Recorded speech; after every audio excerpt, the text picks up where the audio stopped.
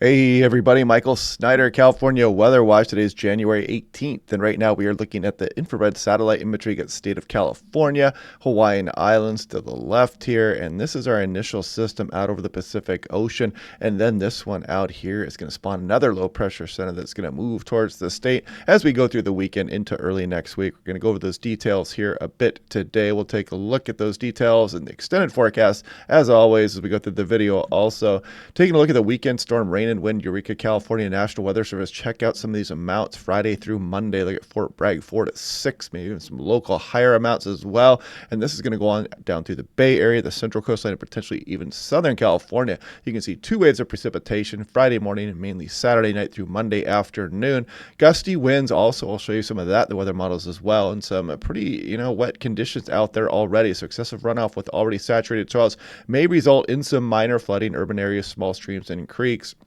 Now, taking a look at Sacramento, they always do some nice graphics here as well. You can see Friday p.m., some moderate rain rolling in. Then you can see moderate to heavy rain on into Sunday a.m. And then the brunt of the storm as we go through Sunday p.m. here.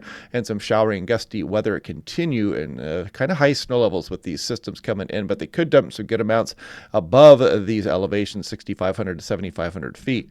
This is looking at the rainfall forecast Saturday on into early next week. You can see the Bay areas here, Cloverdale, down the Central Coast, Big Sur, 3 to 4 inches. Lesser amounts across some of the I-5 corridor and some of the Central Valley areas here, but of course across the higher terrain of the Sierra Nevada, better amounts. This is the rain Friday night through Monday across some of Southern California. You can see some pretty good amounts still showing up here. Again, these systems will be fickle and they will be switching around here over the next few days, so you got to stay tuned. Even a slight chance for a thunderstorm as well, and snow levels mainly 7,000 feet plus. And this is just from the Hanford National Weather Service. Significant snowfall expected this weekend here. Just kind of giving you the headline here. We'll look at some of the snowfall amounts. Again, should be confined to the higher terrains. And this is for Phoenix, Arizona, talking about the rain chances coming in as we go on in through Sunday and Monday and Tuesday as well. Now, on this day in SoCal weather history, just had to point this one out. Some of you guys might remember this back in 1988. A nasty combination of big surf and some high tides caused some damage along the coastlines there, and $4 million damage just to the Huntington Beach Pier alone. So interesting stuff. Great stuff there from the San Diego National Weather Service. And if you want to buy a nice affordable home weather station, ultrasonic anemometer, no batteries, all solar powered, click on that link down below to save 10% off. Stores all the data for you in the cloud. Now, taking a wider look at things, there's a Hawaiian Islands right in the center here. Of course, to the right is California, Japan way to the left. So here is our initial storm system. You can see it approaching as we go on into the day Friday, impacting California, trying to bring even a little bit of light precipitation down through Southern California. And if we back up here, you can see that system that we saw way off to the north and west of the Hawaiian Islands. You can see that low pressure center spin in across here as well. And you can see this energy move on in through this weekend into early next week, bringing potentially heavier rainfall amounts across Southern California there. And then maybe one more system as we go through the midweek period here, but the GFS and some of the European runs have been showing a ridge building here, and I'll show you more on that here in a moment. Starting now, actually, this is last night's European run, so let's go ahead and see what it shows. It shows the Friday system here, then we bring that wet system in here as we go through the weekend, and this is trying to build a ridge after that system there, and you can kind of see the ridging here, but the European doesn't let it last too long. It does start to bring some more systems in here as we go through the extended forecast, so let's hope that is the case. We want to build that ridge out here for too long here. We want to keep the systems rolling through. We are still behind as far as snow water equivalent is concerned across the Sierra Nevada. Northern California doing pretty well overall, though we need some rain across Southern California right now.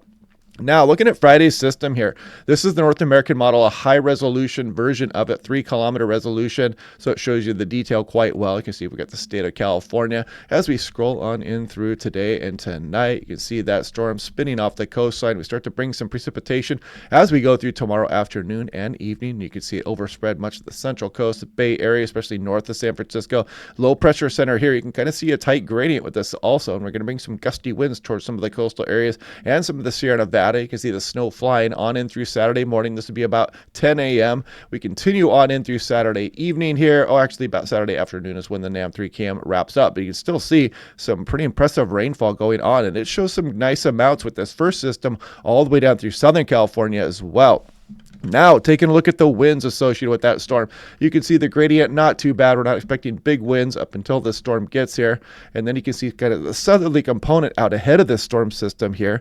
And then you see that low pressure center there. And you can see some of these gusty winds developing along some of the coastal areas and across some of the Sierra Nevada at times as we go through the day Saturday. And then you can see that low curl up right along the Oregon-California border.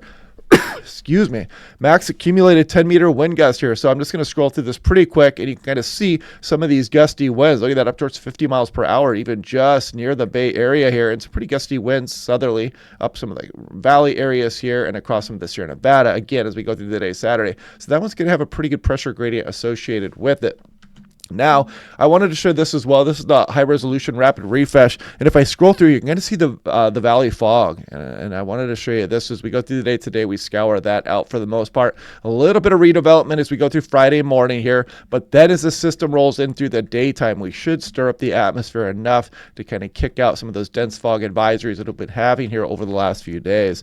Now, taking a look here, this is day 2 excessive rainfall outlook. You can see it just touching north of the Bay Area here. But look at the day 3, includes some of Northern California. If we go to day 4, check it out. Look at the slight risk introduced, including much of California down the central coastline, trying to get towards Southern California here as well. And look at day 5. It does include Southern California with a slight risk. This is going to be bouncing around here. And of course, the models will be changing, but we'll be breaking it down day by day. Now, this is looking at the national blend of models. You can see you got Eureka here. There's the Bay Area and Merced, Stockton, Sacramento. If we scroll on it through this, here we go with Friday's system. You can see some pretty good amounts. I mean, by the time we get towards Saturday night, you're talking about maybe an inch for San Francisco, some bigger amounts the further you go north and across some of the Sierra Nevada. And then we start to bring in Sunday's system here as well. And look at some of these precipitation amounts. 2.5 inches for San Francisco, Santa Rosa at 3.2. Look at Fort Bragg, 3.8. Look at Redding, 4.3 inches here. And we scroll on in through Monday night, and you see some additional precip coming. And then we bring that potential additional system as we go through the midweek period here. So we're looking at some pretty good amounts here. We'll continue to watch these systems totals here as we go through the next couple of days as well.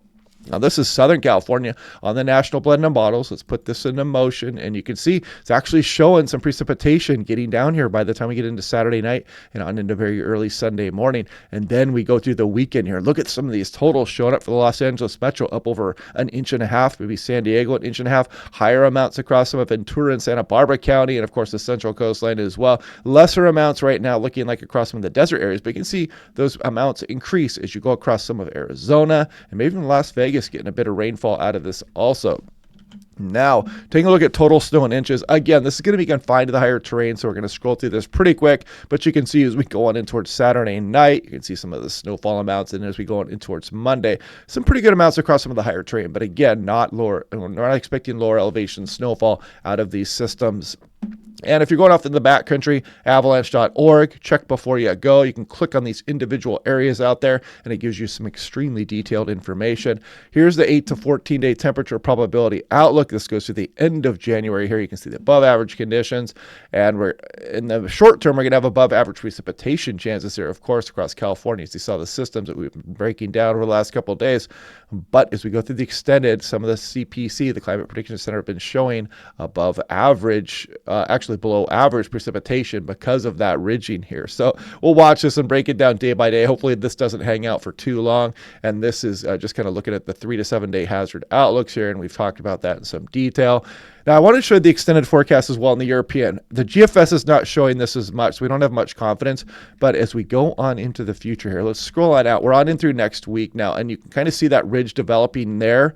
GFS and European have kind of been showing it. But then as we go off into the future a little bit more, you can see the jet tries to get extended again here across some of the northern Pacific Ocean. And that could mean some stormier weather here for some portions of the West Coast and more of an El Nino-ish signature here. And I'm showing this just as a reminder because we can get some pretty dramatic El Nino events going on to February and March for California. I mean, just because, we did have some El Nino flavor to some things as we went through December. We've kind of had that time off here in January, but El Nino can really show its face again as you go through February and March. I just want to put that out there and kind of remind everybody that El Nino isn't necessarily just done with. We still have a strong El Nino going on here, even though we are headed into neutral and La Nina conditions as we go on into next season here. El Nino might not be done with this here, folks, and you can kind of see that jet extension on last night's European model run. So anyway, hope you guys are liking these videos. We'll break these systems down again.